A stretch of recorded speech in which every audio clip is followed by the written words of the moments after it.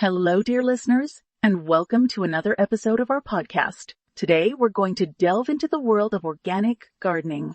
We'll explore its benefits, methods, and how you can incorporate it into your landscape. So whether you're a seasoned gardener or a beginner looking to get your hands dirty, this episode is for you. Let's start by understanding what organic gardening is.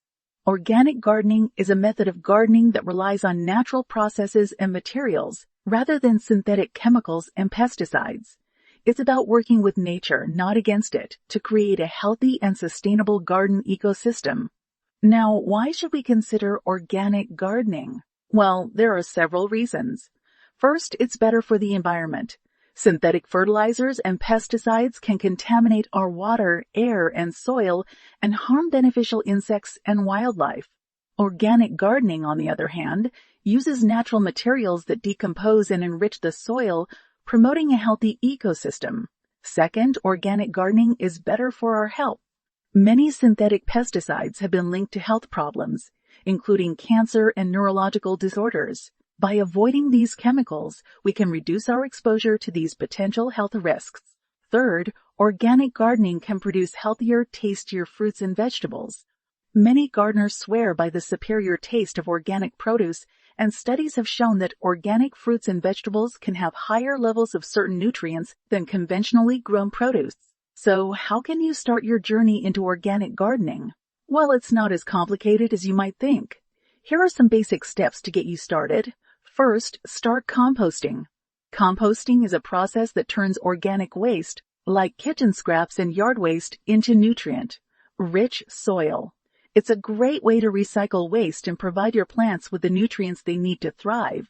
You can start a compost pile in your backyard, or if you're short on space, you can use a compost bin or tumbler. Next, choose organic seeds and plants. Look for seeds and plants that have been grown without synthetic pesticides or fertilizers. Many garden centers and online retailers now offer a wide selection of organic seeds and plants.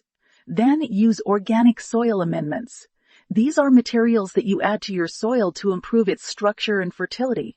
Examples include compost, aid manure, bone meal, and green sand. These amendments can provide your plants with essential nutrients and help improve soil drainage and aeration. Another important aspect of organic gardening is pest management.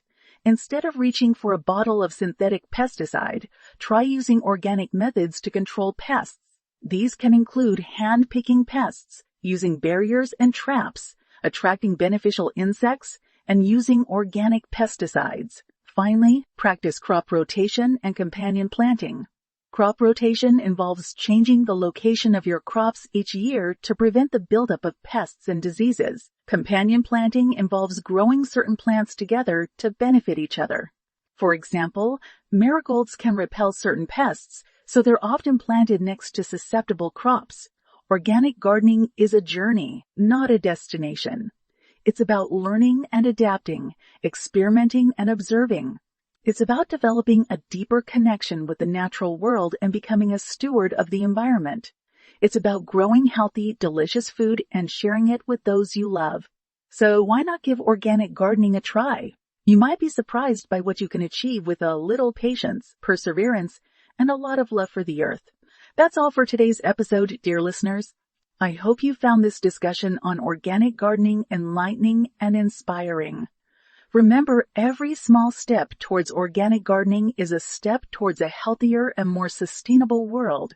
So let's get out there and start gardening organically. Thank you for joining me today, and until next time, happy gardening. Tandem Podcasts.